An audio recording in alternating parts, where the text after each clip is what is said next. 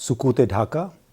16 دسمبر 1971 کن حالات میں ہوا، اس سے پہلے کیا ہوا؟ 25-26 مارچ کو ایک آپریشن سرچ لائٹ شروع ہوا تھا۔ ان حالات کے ریئیکشن میں جو عوامی لیگ نے پیدا کیے تھے شیخ مجیب الرحمان کی قیادت میں، مکتی بہانی اس وقت ایک ملیٹنٹ گروپ تھا،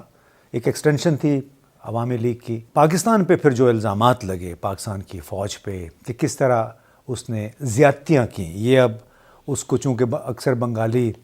جنگ آزادی کہتے ہیں جو انہوں نے جیتی، اور ساتھ میں انہوں نے ایک ایسا بیانیہ تشکیل دیا بھارت کی مدد سے کہ جس میں تمام تر الزام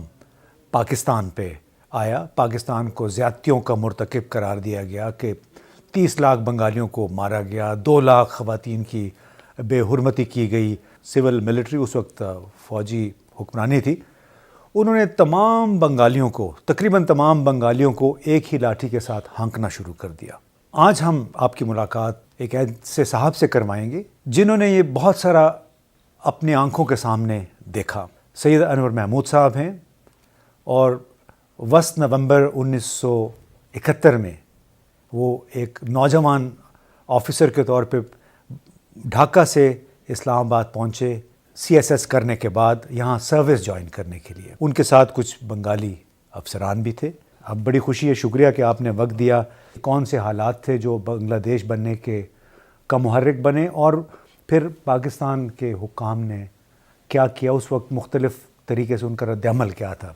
دیکھیے، میرے خیال سے جو پہلی غلطی ہوئی اس وقت کی حکومت پاکستان سے وہ یہ تھی، پہلا کام یہ کیا کہ ڈھاکہ میں وہاں پر جتنے غیر ملکی صحافی تھے، نشریاتی ادارے تھے، BBC وغیرہ، اور ان تمام صحافیوں کو انہوں نے ڈپورٹ کر دیا پاکستان سے، اس وقت کے پاکستان سے۔ نتیجتاً وہ ڈھاکہ سے نکلے اور وہ کلکتہ چلے گئے۔ کلکتہ ڈھاکہ سے کوئی آدھے گھنٹے کی فلائٹ ہے، وہ سب کلکتہ چلے گئے۔ اب جب وہ کلکتہ میں پہنچ گئے، کلکتہ پہنچ گئے، تو ساری رپورٹنگ جو وہ کر رہے تھے وہ انڈین پرسپیکٹو سے کر رہے تھے۔ تو ظاہر ہے یہ میں سمجھتا ہوں کہ ایک بہت بڑی غلطی اس وقت کی حکومت پاکستان یا وزارت نشریات جو تھی ان کی یہ بہت بڑی غلطی تھی۔ اور وہ اس کے بعد سارا جو آپ نے نیریٹو کا ذکر کیا، وہ نیریٹو وہیں سے تو شروع ہوا، یعنی بیانیہ ہم نے خود بھارت کے ہاتھ میں دے دیا، بھارت کے ہاتھ میں دے دیا، اور وہ ان کی جو بھی وہ وہاں سے جو خبریں چل رہی تھیں یا جو نیریٹوز بن رہے تھے، بیانیہ بن رہا تھا، وہ وہیں سے بن رہا تھا۔ لوگ بھول جاتے ہیں کہ پہلے مارچ سے 26 مارچ تک بھی تو 26 دن جو تھے، ان میں کیا ہوا؟ اگر حکومت پاکستان اس وقت کی جو مغربی پاکستان میں جو لوگ تھے وہ تیار ہی نہیں تھے، وہاں پر نہ ہماری اتنی فوج تھی، تو اتنا بڑا جو ایک فیصلہ کیا گیا کہ جو الیکشن ہوا تھا 1970 کا، جس کی بنیاد پر عوامی لیگ کو اکثریت ملی تھی اور شیخ مجیب الرحمان کا حق تھا کہ وہ وزیر اعظم بنتے، انہوں نے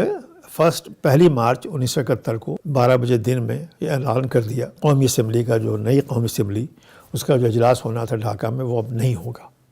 اور غیر معینہ مدت کے لیے اس کو التوا میں کر دیا۔ وہاں سے تو معاملہ اٹھا نا، ڈھاکہ میں ایک اسٹیڈیم میں کرکٹ میچ ہو رہا تھا MCC اور پاکستان کا، وہاں پر 12 بجے لنچ بریک ہوا، یہ اعلان ہوا، ریڈیو پر لوگوں نے سنا، اور وہاں سے ہنگامہ شروع ہو گیا، اور ایسا ہنگامہ ہوا تو پاکستان کی فوج تو ڈھاکہ کنٹرولمنٹ کے اندر تھی بس، تو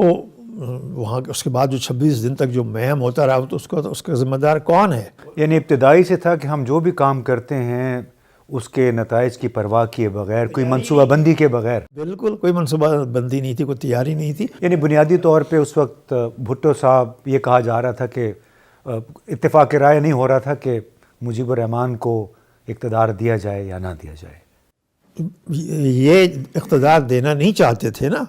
اگر اقتدار دے دیتے تو مسئلہ ہی کوئی نہیں تھا۔